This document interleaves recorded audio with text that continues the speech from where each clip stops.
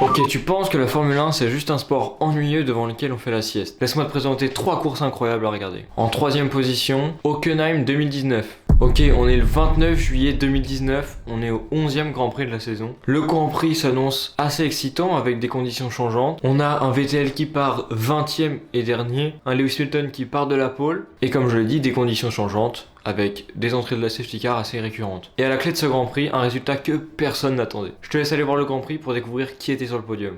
Troisième place de... L'exploit il est là aussi, même s'il était deuxième il y a quelques instants. Pour ce deuxième Grand Prix, on est à Sao Paulo au Brésil. Mais cette fois-ci, je vais pas simplement te recommander la course du dimanche, mais également la course au sprint du samedi. Ce qui est intéressant avec ce Grand Prix, c'est qu'il y a un pilote qui va prendre une pénalité pour un changement de moteur, mais qui va surtout faire la remontée de sa vie, pour réaliser l'une des plus grandes victoires de sa carrière, également commémorer avec un public qu'il a auparavant détesté.